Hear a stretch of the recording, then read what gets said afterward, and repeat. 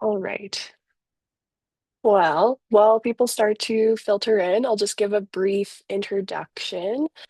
So, hi everyone, and thanks for joining the Transect Student Advisory Roundtable Speaker Series presentation for this month.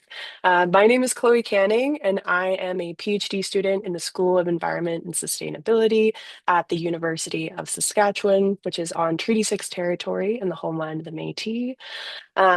Please feel free to introduce yourselves in the chat and let us know where you are joining from. And while you do that, I'll just kind of give you an idea about the speaker series if this is your first time joining us. Really, the Start Speaker Series is an opportunity to share knowledge, experiences, and ongoing work in a transdisciplinary research from all around the world. So our goal is to connect people working in this kind of TD space and really just to learn from one another as well. And so we try to get speakers from, everyone from tenured professors, BR practitioners, for example, or biosphere reserve or region practitioners, and early career researchers. And so today I'm really excited to introduce Dr. Danielle Spence. Danielle is a postdoctoral researcher with the PLURALAKES project at the Stockholm Resilience Centre in Stockholm, Sweden. In this role, Danielle contributes to the design and facilitation of participatory workshops focused on co-developing visions of desirable lake futures and pathways towards achieving these pathways towards achieving these visions. Sorry. Danielle recently completed a PhD in Environment and Sustainability from the University of Saskatchewan in September 2025. In her research, Danielle has collaborated with end users, including government agencies, interest groups, community members, and drinking water suppliers to better understand the impacts of changing water quality on lake ecosystem services, as well as opportunities to manage these impacts. Danielle has also been a member of the Transect Network since 2022, and she is a founding member of START. And so, yeah, thank you to Danielle for kind of setting the foundations for all of this, really. So Danielle's going to give her presentation, and then we'll have some time for discussion and questions at the end. And we should have a Q&A feature in Zoom, or feel free to use the chat or raise your hand when we get to that section, and then I'll help to moderate that discussion. And if there are no questions or anything like that, I'll turn it over to Danielle. Thanks, Chloe, for that introduction. And yeah, I'm super happy to be here. So thank you for organizing. It's also really, really nice to see some familiar faces and names. It's been a while. So I've been missing my TransX community.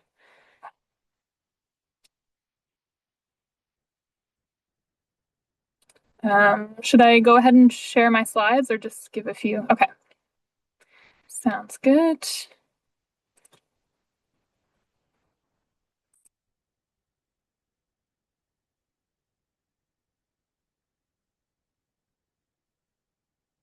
All right. Is everybody able to see the slide? Awesome. Thank you. So yeah, thank you all so much for joining today. I'm super excited to share about the project that I've been working on for my postdoc, which Chloe gave a really nice introduction. I'm now at the Stockholm Resilience Centre, and I will also present some early insights on the transition from PhD to postdoc. So for anybody who knows me or knows anything about my PhD research, I'm a big lake person. So I had the privilege of growing up next to a lake, and especially in Saskatchewan, spending summers out in the up north, camping at the lakes. Yeah, lakes are everything to me. So it's a big source of passion for me, and it is what I focused on in my PhD. Unfortunately, lakes across the world are threatened by something called eutrophication, which is the over-fertilization of lakes with nutrients such as nitrogen and phosphorus. And the problem with this over-fertilization is it can lead to algal blooms. And in particular, we're concerned about cyanoblooms, so cyanobacteria, which can form these scums on the surface of lakes. So this is Buffalo Pound Lake in Saskatchewan, this is Lake Erie, and this is Lake Winnipeg. These scums can create toxins or produce toxins that are harmful to human and animal health. They can also lead to the depletion of oxygen and water and fish kills. So that's what's shown here in Lake Winnipeg. So this is a big problem. And that is what I focused on in my PhD, which I defended back in September 5th. So I now have my PhD in environment and sustainability. And what I focused on is water quality in lakes, specifically how changing water quality impacts ecosystem services such as drinking water and other services like recreation. And I just wanted to acknowledge that when I was doing my PhD research, the majority of the time I was located on Treaty 6 territory in the homeland of the Métis. But one of my PhD chapters focused on a lake on Vancouver Island, which is pictured here. And so that was located on the traditional territory of the Lekwungen and Wasanich First Nations. So when I started my PhD way back in 2019, I had the privilege of participating in a PhD seminar on environment and sustainability, or I guess it was PhD seminar in sustainability that was taught by Dr. Maureen Reed. So anybody who's been involved in TransX probably knows Maureen. And through this course, as well as discussions with my supervisor, Dr. Helen Balch, and some of the reading that I did, I started to realize that these water quality issues aren't something that can be solved with science alone. These are driven by human activities. And so we actually, really need to work with people to try to address these problems. And so with that recognition, I strive to have a very interdisciplinary and even transdisciplinary research approach in my PhD.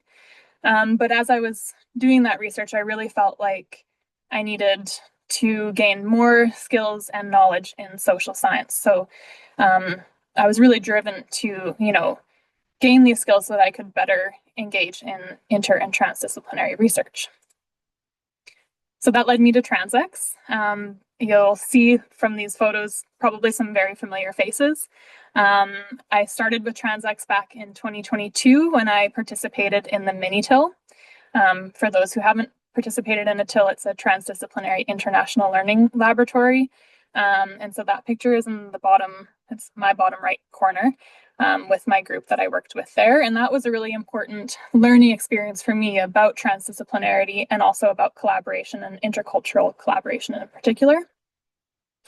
Later on in 2023, I started working for TransX as a research assistant and had the privilege to participate in, I think, 2 program institutes, one in Kananaskis, which is in the top corner here, and then another on Vancouver Island. And so through my experience with TransX, I really had the opportunity to learn more about transdisciplinarity and to learn how to collaborate with people from all over. And so that really helped set me up, I think, for my current project, which I also pursued because it was transdisciplinary in nature. And so this is the PLURALAKES project. It's a 3-year project co-funded by Water for All and the European Union. And in this project, we work to co-create pathways towards desirable nature futures of temperate lakes, exploring plural values and relationships within case study lakes. And we have 3 case studies, which I'll introduce a little bit later. And what we do in these case studies is we work with people in these case studies to develop visions of desirable futures, as well as pathways to get there. Our guiding principle is something called the IPBES Nature Futures Framework. I think, don't quote me on this, but I think it was published back in 2018, perhaps. And essentially what this framework does is it differentiates between 3 different value perspectives. So it's how different values for nature. And so at the top, we have nature for nature, which is those intrinsic values for nature. In the one corner, I see my mouse isn't working, but we have nature for society, which is more instrumental values. So that's the ecosystem services, the way that we use and benefit from nature. And then we also have the nature as culture perspective, which is more those relational values. So how we relate to nature. And what we're interested in exploring in PLURALAKES is this inner space in the triangle. So those plural values that shape people's perspectives and values for nature. So PLURALAKES is a consortium project, or I guess it is a consortium, and I'm still learning what this is. I think they're pretty common in Europe, but essentially what it is it's a project that has teams that work together on different work packages. And so for us, we have partners in each of our case study lakes. So we have a case study in the English Lake District, and we have partners there at the UK Centre for Ecology and Hydrology.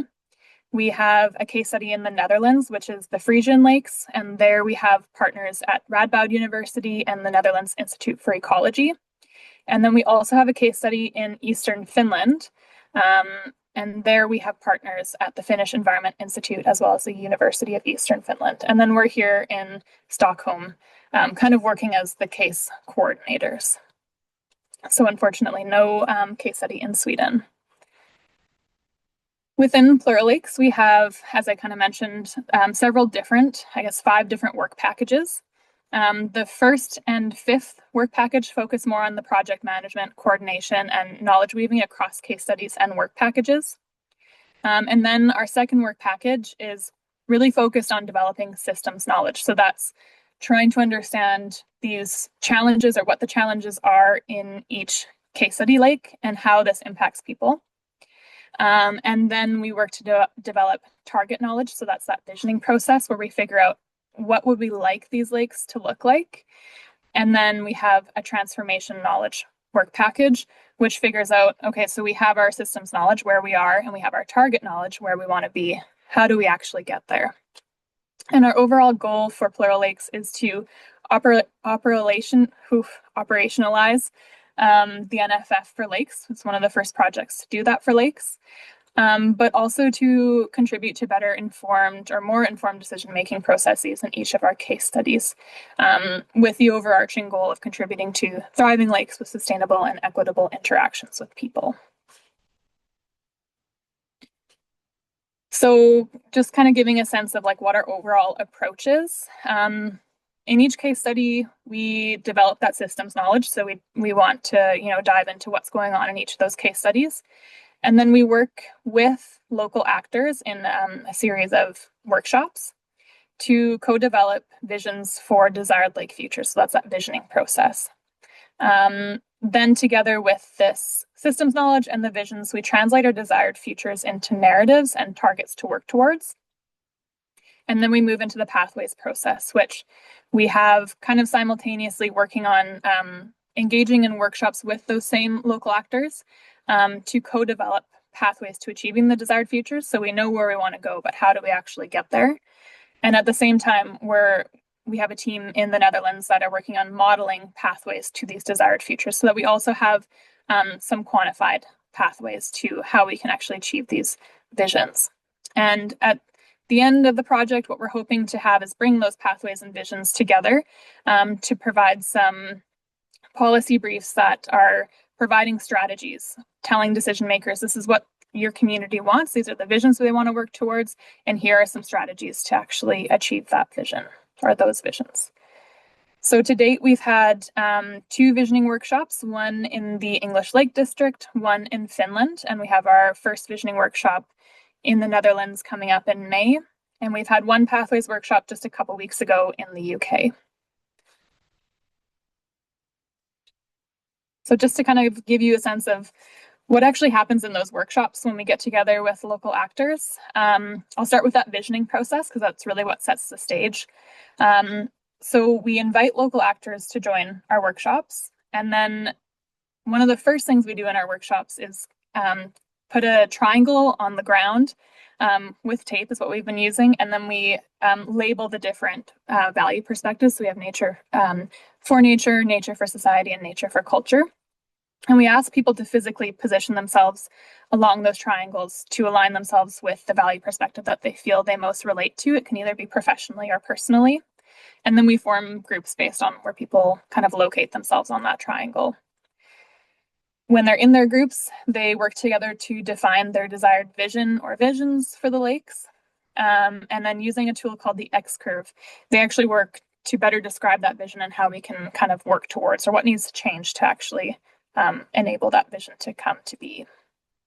And so I won't go too deep into the methodology, but just to give you a sense of what the X curve is, we take essentially a big piece of poster paper and we just draw an X on it. And then people have like post-it notes and they fill in each of these four quadrants of the X curve. And so where we start is in this top, what would be my right corner, with defining what that vision is. So what are we actually working towards? And then we move into this bottom left quadrant, and we ask them to think about, kind of take inventory on the seeds that are already existing. So are there practices or ideas that are not super mainstream, but that if we scaled up would have transformative potential in helping us to achieve those visions? So we have them brainstorm what's existing in the case study that could help achieve those visions, and then some actions or strategies that we would need to help scale up those seeds of change towards our desired vision. And then we move to the top left quadrant, and we ask people to think about what dominant practices or what sort of barriers are existing that prevent that vision from coming into reality. So we asked them to brainstorm what are those barriers, and then also what are some actions that we can do to phase those dominant practices out. So we are looking at what's existing that we can phase up into our desired vision, and what's those sort of like barriers that we need to phase out to let it happen. So that's essentially what people spend the majority of the workshop working on, actually, is that X curve, and kind of figuring out where do we want to go and how do we get there. We were fortunate in our English Lake District case study to have a graphic artist attend. And what she did is she sat with each of the groups as they were describing their vision to really absorb what those visions were. And then kind of like in her interpretation, then drew what those might look like. And so here we have three different visions. The natural functioning vision is the vision of the group who most aligned with nature for nature. This harmonious lakes is the group that most aligned with nature as culture. And this reconnecting people to restored nature is the nature for society group. And so that's one way that we are looking to represent our visions, or have represented our visions. But we also have been thinking about other ways to translate these visions into narratives so that we can continue kind of working with them in future workshops. And one of the ways that we're doing this for the English Lake District, which we might also do in the other case studies, is to translate those narratives into a story that describes a day in the life in each vision. So these stories are character driven. So we've been creating characters that are doing different actions that help you to understand what actually is going on, or what those visions might actually look like. So it's a nice way for us to use our imagination to kind of like think about, what those visions might look like, but also for the local actors to also kind of envision what it might actually look and feel like. And so I just thought it would be nice to provide a short example from our from the Nature for Nature vision from the English Lake District, and this was that natural functioning group. And so what's happening in this story is it's a person who works as a nature guardian. They've been working in the job for about 20 years, and they are training somebody new to the job and trying to describe what it used to look like, and through their work and changes in the community, what it looks like now. And so when they're describing what it used to look like, they're basically saying that the lake used to be essentially sterile. There was no shoreline vegetation. There was hardly any diversity in the lake or in the surrounding landscape, and it all felt very uniform. But people still thought it was beautiful. And she's asking him, like, could you imagine that people would think that that was beautiful? And so then this trainee looks around, sees the diversity in the landscape. It's a mosaic. There's vegetated shorelines. They're protecting schools of fish. There's life teeming in every nook and cranny. And then he says, no, he couldn't really imagine it, even if it is a bit more messy. What he sees in front of him, a lake that is healthy and is thriving, could not be more beautiful. So this is like one of the ways that we're trying to imagine how different these lakes could look in the future. And what we've done with these visions was, in the Pathways workshop, when we were back in the English Lake District, was what we presented these stories to the local actors. And so many of them were returning from the first workshop. We had some new faces as well. So it was a really nice entry point into, thinking about how are we actually going to achieve these visions, was revisiting what might those visions actually look like, or what a day in the life of each of those visions might look like. And so at the beginning of the Pathways workshop, the actors read these stories out to each other, and then they kind of discussed them and what, spoke to them, and then which of the visions they felt most drawn to. And then they formed groups based on that. So they joined the group that represented the vision that they felt most closely aligned with. Another thing that we used in these Pathways workshops, or this Pathways workshop, I should say, is causal loop diagrams. And so you can kind of maybe see it in this photo here. Essentially what we use are and how different things that are going on in and around the lakes impact ecosystem services. And then ask them, the people in the workshop, to identify which points or nodes of these causal loop diagrams where we should intervene or influence. And so this was kind of the entry point to thinking about, this is where we should act, or this is where we need to make changes to actually achieve these visions. And so in this workshop, we again worked with the X-curve to think more concretely about how we could actually achieve those visions. So what we need to do and what we need to change for in each of those points of influence for those visions to become reality, or something close to it. And then the final step in our approach is modeling, which will bring together those visions and pathways. So looking at what are the targets, what are we working towards, and what are some of the acceptable measures that people have talked about in the Pathways workshop, to try to quantify how these visions could be achieved. And then the idea is to bring it all together in a third workshop to compare the outcomes of the pathways that local actors produced and the outcomes of the modeling work, to say, okay, this is what, given what we know and what we have currently, this is what we think could be achievable. And so we can kind of start thinking about, whether we might need to make some more intermediate goals to help us achieve some of those more longer term goals, if we feel like, given what we have right now, we might not quite reach those visions in the time frame that we're looking for. And then another aspect of this is to also kind of think about, if we did implement these pathways, what are some of the trade-offs who would be affected? Or are there some potential unintended consequences? So we can really think through, what are the implications of implementing these pathways? And then the idea is to have, to sort of start working towards making a strategy. So where do we want to go? How do we get there? When do we implement this? Who should be implementing this? And what are some potential trade-offs? So that we can provide this to decision makers in a policy brief, so that they have some really practical strategies that they can use to work towards, or to implement different measures or pathways or strategies to help start working towards these visions that community members have co-created. So that's kind of the PLURALAKES approach in a bit of a nutshell. My role as a postdoctoral researcher on the project is I work on the first and fifth work packages, which are mainly focused on case coordination, knowledge weaving across cases and across the work packages, and overall project management. But because I'm one of two people who have full-time dedicated to this project, and because I'm really interested in learning all about the different work and tasks that are going on, I've also been able to involve myself in a lot of tasks that the other work packages are working on. So I've been helping to design and facilitate workshops. So that Pathways workshop I was involved in.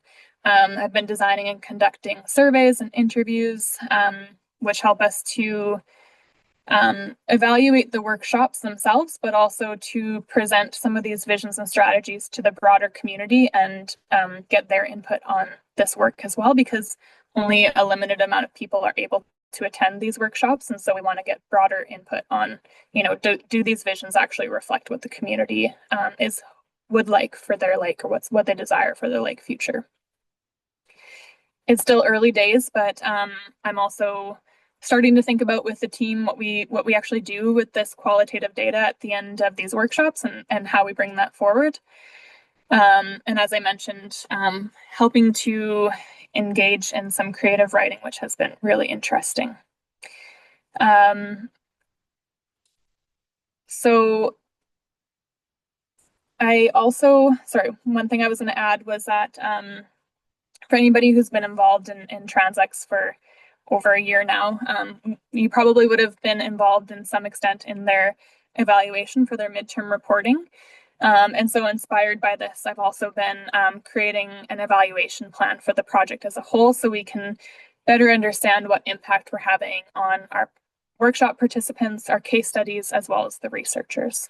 And then since I am a lake person and I'm from a natural science background, I've also been inserting myself into the systems knowledge work package and supporting some water quality modeling work that's going on there. So it's been nice to continue to grow some of the expertise in that realm while also gaining experience in a lot of different activities that I wanted skills in, but that I didn't quite have the opportunity or as many opportunities to directly experience.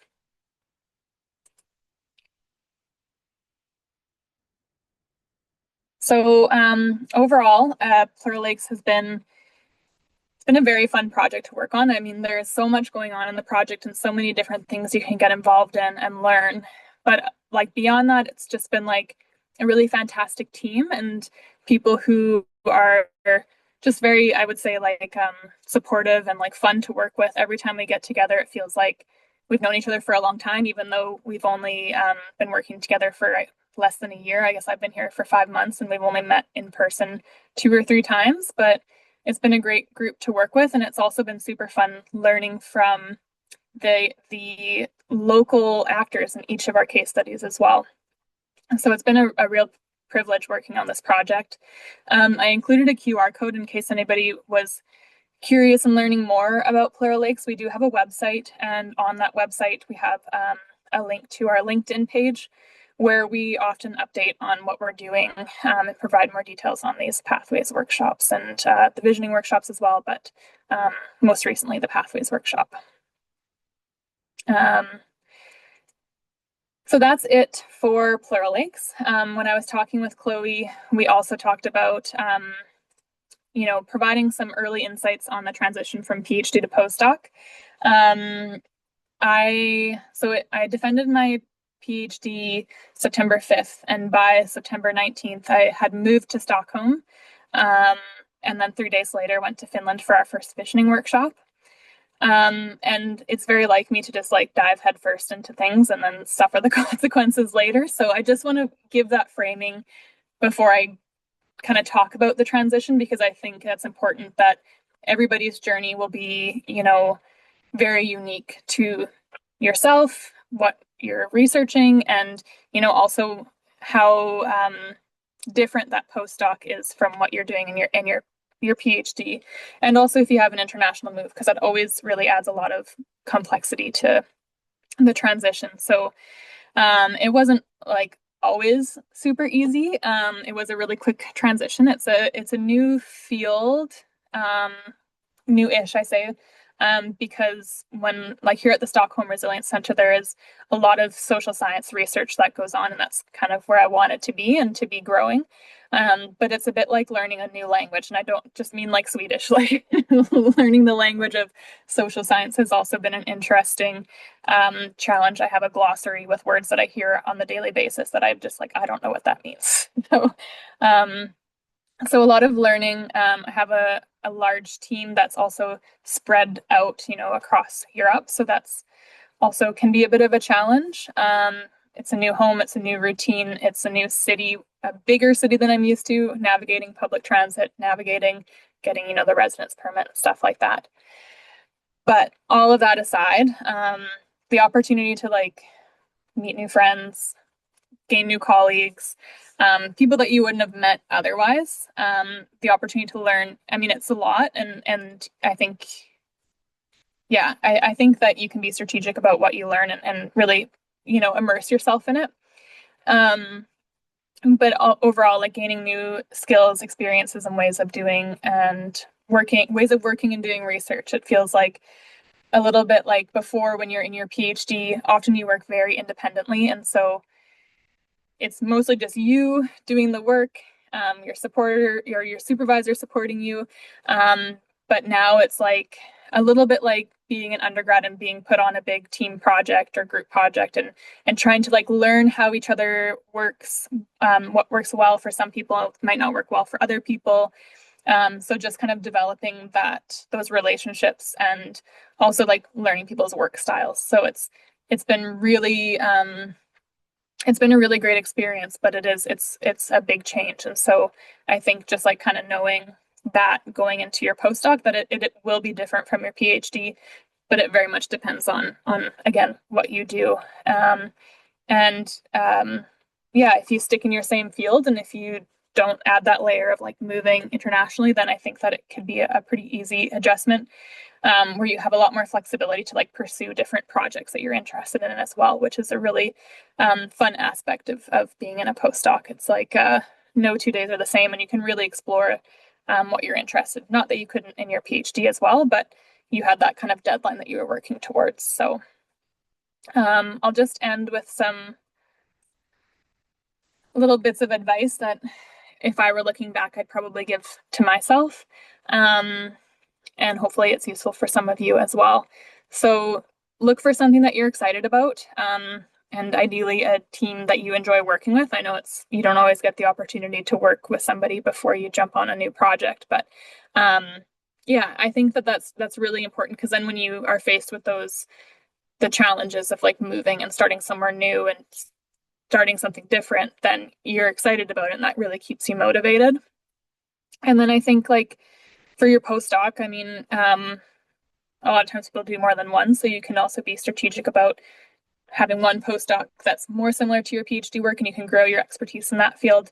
But you can also do something that's like very different and then you can use that opportunity to grow. And I think if you're strategic about, what skills or experiences you feel like you really want, then it can be a really nice way of doing that. And also like moving somewhere new and experiencing, a new culture and a new language, which is also definitely a cherry on top. Um, my biggest advice is always to network when you're looking for opportunities, especially. I was part of Transex for a few years. I also joined the Global Institute for Water Security's student association, and joined networks like GLEON, which if you're familiar with lakes, it's a global lake ecology network, observatory network. And then there's a network called Success. And so if you're part of those networks, the opportunities become more available to you because if I hadn't joined the Slack channel for the Success network, I would have never learned about this postdoc. So I think, joining different groups and networking is really important. I think it's great to be open to learning and starting over. And I think that it's important to push ourselves because I don't think you'll look back on an opportunity and regret it. And so I think, yeah, be open to learning. And you can also be transparent with people. Like, I'm still learning how to do this stuff. But at the same time, you are an expert. So don't let the imposter syndrome take hold. Um, really quickly, like, last thing, manage expectations, I think, for yourself and also for others. Manage your expectations around what you're actually going to be doing, and what you can achieve in a short period of time too, especially when you're in this kind of transition phase. And then ask for clarification on your roles too, because I think sometimes it's easy to just jump into a new job and be like, oh, I'll figure it out as I go. But you could also just as easily ask in the beginning, like, okay, what am I expected to do? What is your what does the day to day kind of look like in this role? Um, and then, yeah, be comfortable with being uncomfortable and ultimately just be kind to yourself. Give yourself space to learn and grow. It's big changes going from PhD to postdoc, and it's also a really exciting time. And so, yeah, I would just like to conclude with that because I think it's been a fantastic experience being here in Europe and getting to see lots of things and meet new people and think about different ways of doing things. So, yeah, that's it for me. Excellent. Thank you, Danielle. I really appreciate you taking the time to give that presentation. I see we've got some claps going up. So yeah, let's all thank Danielle for that. Thank you very much. Now, this is the time where we kind of transition into a little bit of a discussion, right? So if you have questions or maybe you've gone through an experience like Danielle or worked on similar projects, this is a chance just to kind of share that knowledge and have those discussions. So please go ahead, raise your hand, pop something in the chat. I'll read it out. So Maureen, I see your hand there. Go ahead. Yeah, I always have questions, right?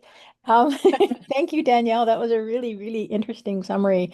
And I'm also looking forward to the when you post it because there were some slides I thought that were really helpful. And I'm curious to know when you were doing the workshops. I guess I'm curious to know generally how much interaction is there between, say, the modelers and the natural scientists and the artists and the social scientists, and do they work together in some of the workshops, or are people allocated to certain tasks and then people like you do the integration? So, So, yeah, that's a great question. And I think that it differs based on the team. Our team just seems to really love working together, so they go to every single workshop, which has been really nice because then we have like the extra support for helping to facilitate the workshops, helping to take notes. Sometimes, like in our Finnish case study, the workshop was in Finnish, and so most of us couldn't actually contribute, but we showed up anyways, and then kind of made a project meeting kind of around it. And then it also gives us that chance to like have those cultural experiences. So like go to Finland and explore somewhere you might not have gone otherwise.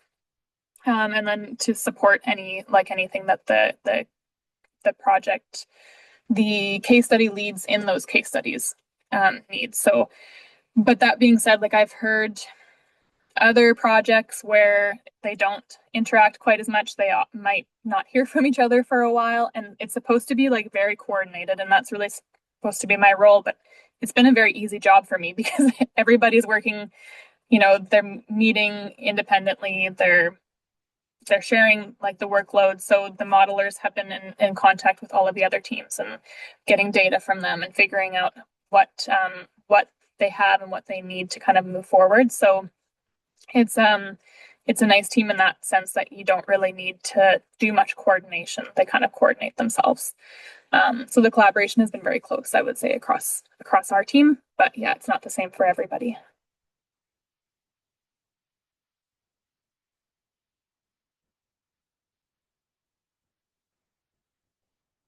Helen?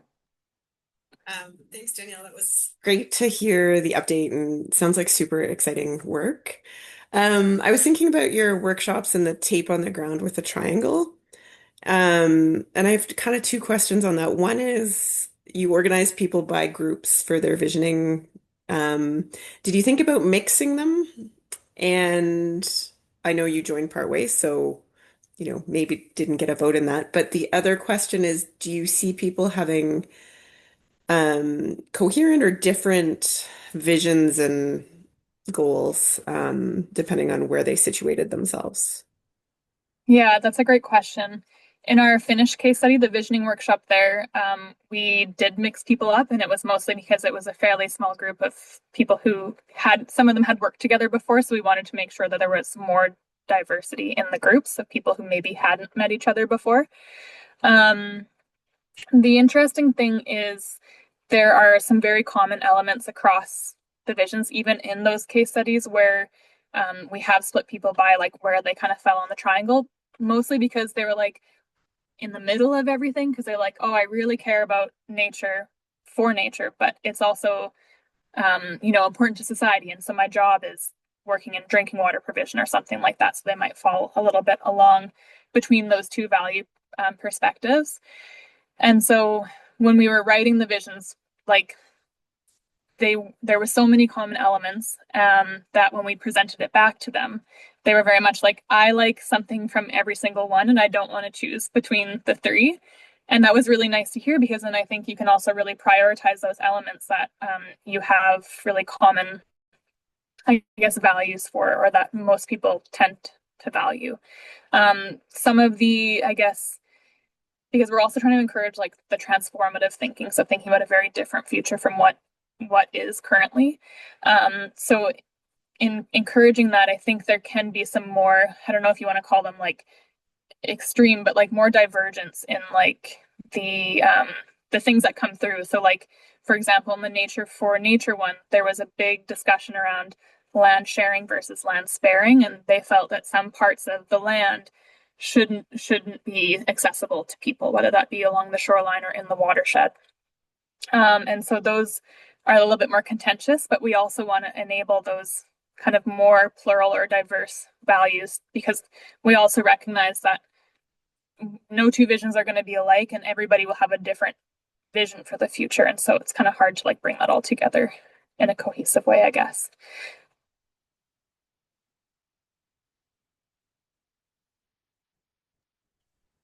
Kind of building on that, I had a question. Just when you're running those workshops, like what was something that you found maybe more challenging that you anticipate than you anticipated, but also what maybe was a success as well from that? Mhm. Yeah, that's a great question. So I like for me, just kind of thinking about our recent experience in the UK with our Pathways workshop was how you can actually like create kind of concrete strategies towards visions that maybe don't feel so concrete sometimes, and that feel also very far off. So we were trying to encourage them to think like, what are our short-term and more long-term goals or actions that we might need to take? But we really got stuck in the short term because I think people are like grappling with a lot of these challenges in their daily lives, where they're like, a lot of these people work in partnerships, nature conservation, drinking water provision, this kind of thing. So they're like, we know what needs to be done or what can be done, we just can't get it done. And so they get stuck in that kind of like, we're not collaborating enough, we're not coordinating our efforts, we're all trying to do the same thing but to no end. And so there's not a lot of top down, I think, influence. There's a lot of bottom up in this case study. So that's also been kind of interesting, where it's like there's a lot of like grassroots and like local momentum, but they're kind of caught up against this government who doesn't really want to enforce or really do anything or make any changes. So they feel a little bit disempowered and frustrated, quite frankly. Um, and so I think, yeah, kind of thinking that like more concrete and then long term, and then also trying to squeeze it all into one day without over exhausting and feeling like you're really exploiting people. You're like, okay, but we need to talk about the barriers now and, move on. So yeah, it's been interesting. I mean, for me, facilitation is something that I didn't really I don't really have any training in, and I hadn't really done formally. So that was also a really interesting experience where I was like, I don't know how to herd these cats. Can I follow up on that really quickly as well? I'm wondering what were kind of the key, really big barriers that people were like, we just can't get past this, and was there consensus around that, or was that a complicated discussion to have? Yeah, so I was in the Nature for Society group both times, for the visioning and the pathways. And so I'm not super like, I wouldn't say like I don't know kind of the nuance of the discussion in the other groups, but for our groups, it's always that lack of collaboration and coordination, that they just felt like they don't really know how to get people to come together, and actually get things done. And then it's also kind of an interesting where it's like, and this has been a big kind of discussion in our group, is like there's this us versus them mentality a little bit, where a lot of them are locals and they feel that the tourists are the problem. um, and so kind of thinking about, well, they want people to like be able to access nature and care for it, but at the same time they don't want them to like trash the place. And so it's been kind of an interesting discussion where we're like, well, everybody has a right to access nature, right? And if you want people to care about it, then time spent in nature kind of is that. I think that it's a necessity. You can't care about something that you don't understand or don't get any time with. So yeah, I think that's kind of been like throughout the visioning and the pathways workshop was really something that, they struggled with, was that we know what needs to be done, we just can't get there. So it's kind of that implementation gap.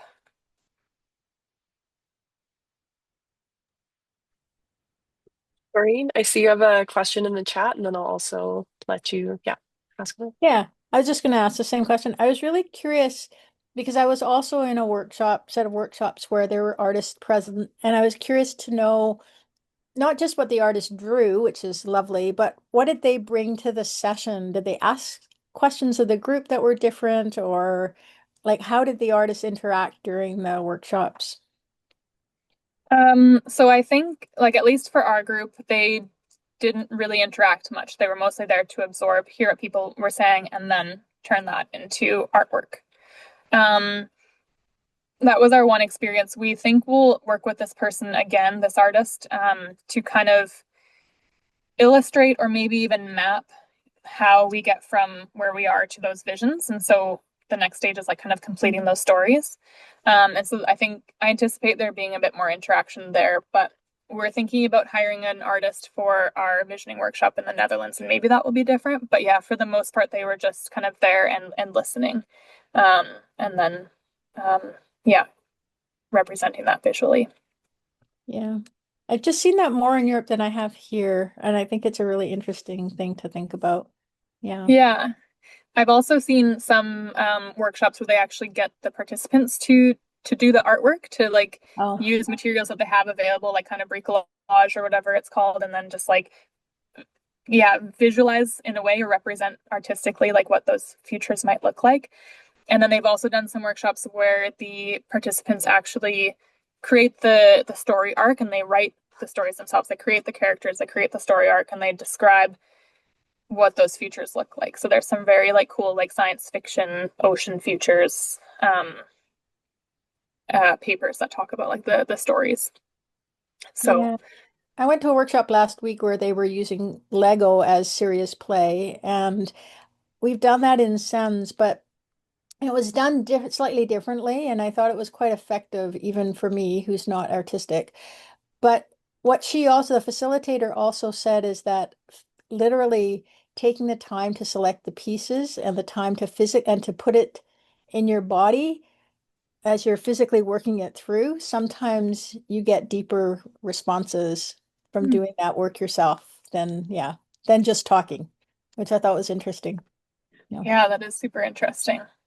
So, Yeah, yeah, the field of like the creative methods I find very interesting. And there's another sister project that we have here that's focusing on creative methods and creative visioning for ocean futures. So there's a lot of work around oceans and creativity, which has been really interesting. I'm, yeah, excited to see how their workshops come together. yeah. Cool. Very nice. Good evening, everyone. I'm so sorry to not raise my hand. I can't see the function, and I'm in a public space, so I can't have my video. No worries. But I was also thank you so much, Danielle, for sharing this like wonderful part of your journey. I think your work is very interesting, and for me, it sounds very fun. Thank you. I did not know about PLURALAKES. It's my first time hearing of this approach, and I think it's what I quite needed as well, because I'm also looking into exploring scenarios and visioning approaches for my own study. So I find this quite very interesting. But I think I want to ask you here about also the artist's role. And I'm thinking of this from a perspective of what do we regard artists as, and to what kind of measurements do we put them to kind of validate their work? For an example, I think for academics, you would have something like um, an ethics committee of some sort, or peer review kind of method that would validate one's work. And I'm thinking now, artists would be translating visions that are coming from, like, let's say local people are gonna like imagine these visions using their own indigenous ways and their own local ways that might not be comprehensible to the artist. So what risks are we running here in terms of losing some things in translation, and also the power dynamics that sometimes are in play, given that you would have researchers or conservation practitioners that are seemingly powerful than your local people? And how do we know that the end vision isn't louder on the more powerful group than the local people? Yeah, I think, is that clear? Yeah, that's a great question. And I mean, this is something that we kind of struggle with because it's like whose voices should be at the table versus whose voices actually are. And sometimes it comes down to like who has the time and resources to show up to these meetings, who had the pre-existing relationships that kind of got them the invite to it. And so in doing so and not having a more diverse or more diverse representation of people who are actually in the community, then you are effectively elevating some voices and silencing others. And so yeah, it's something that we struggle with. And I think in framing these desired visions, I think it's important to say that this is not the vision that we're working towards. It's like these are different versions of a future that some people have, collectively envisioned and that they want to work towards. And I think focusing on some of those elements that seem to show up in like kind of where they put themselves on the NFF. And then like for the artist, it's the same thing in translating them into stories. I think my internet might have just cut out there, where you're picking certain elements of the visions and writing a story based on those. And so it might not be representative of what people even in the workshop envision for the future, nor is it representative of people in the community. And so one way that we're trying to like gather more, I guess, input on these processes and on these visions and on these pathways is by designing by designing surveys that we're sending out to more people in the community so that we can kind of get broader input on like, does this actually represent what you would desire for the future, or are we missing some key elements? And then something we need to really think about, and we've had some people in the team kind of like also kind of champion is like, how do we consider equity, diversity, and inclusivity in these visions? Because it's all coming from generally, people who work in conservation or in water and who live at these lakes. And so it's a very narrow view, and they themselves have said it's a very middle class view of the future. So it would be in an ideal world, you would have representation from more diverse groups and um, just have more voices at the table, I think, to better inform these visions and have more input on like what are we actually working towards and what actually matters to people as well.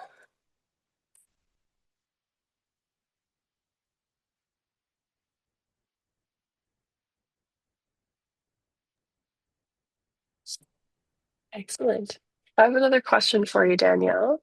Um, thank you for all the advice first, I guess, for, um, when you're transitioning from that PhD into a postdoc position. I think that's really valuable, at least for myself. So I Well, appreciate it. Um, I'm wondering if there was something that, because I know it's still kind of fresh, but kind of early days. What's something that you think you did in your PhD that was really beneficial now moving forward? um, yeah, I think I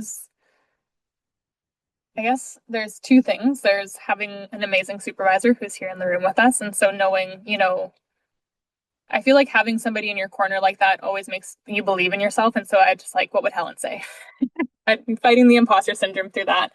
And then also like being involved in transects, because I feel like um, I don't know, just having the opportunity to work with people from such different backgrounds and with different work styles, with different time zones. Like these are all things that I'm dealing with as like a kind of project coordinator here, is that I have some very like social science, a team that works mostly in social science, a team that works very heavily in modeling, and a team that works very much in lake ecology. And so how do you bring those people together to work together and also kind of like learning their work styles? And so I think having been exposed to that and like some very like I would say like big learning moments about collaboration and about myself as a collaborator, I think that's like been really important. So in the early days, I was just like kind of falling back on like what I know and what my experiences are, and then just kind of trusting that, I guess. Awesome. Thank you. I think we have time for about one more question if there's anyone who's got one.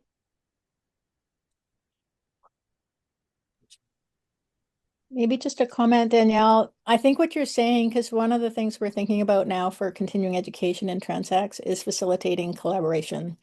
And I think I'd love to get your input in terms of what's needed, but what I'm hearing from you today is there's a project level skill set needed about facilitation, and then there may be a meeting or workshop level kind of thing as well. Yeah, Yeah. And I'm yeah, just I would wondering, agree. I just hear from, because I see some of my students that they're reporting back or they sort of they're being asked to do things that we don't ever really offer. And I'm just wondering what thoughts you have generally on that. Yeah, I think particularly if you're hoping to engage in more transdisciplinary research, but also if you're thinking of engaging in like an interdisciplinary project like this, having those facilitation skills is like super beneficial. And I think also I often fall back on my teaching experience where I'm like, okay, what activities can we do that brings people's like knowledge together? And sometimes I think I'm too teachery where I'm like, people don't want to like do activities. Sometimes they just want to talk. And so kind of knowing that delicate balance. But yeah, like we did facilitator training last week, which was the week after I facilitated that workshop. And I was like, could have used these skills, like how to interrupt without like knowing when to interrupt and how to do it without, feeling like having people feel like they're being silenced, I guess. Um, so yeah, it's I think an increasingly important skill in this field of research. And you're right, I don't think that it's something that we learn in school, right? We focus on the research and the more education side of things, and that's because that's what we've been needing to do for a long time, but now we're kind of broadening our roles, and so how do we actually do that, I think, is important.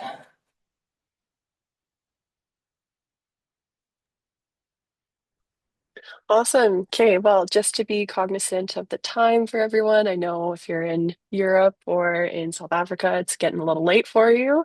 So I just want to say one more time, thank you so much to Danielle for this presentation and for this really wonderful and rich discussion that we had today. So thank you, Danielle. Thank you so much for having me, and thank you all for being here. It's nice to see you all. Yeah, good to see you too. Yeah, so thank you so much, everyone, for joining. I will be sending out some more information about next month's speaker series, so keep your eye out for some more engaging conversations. Excellent. Have a good rest of your day, everyone. Thank you.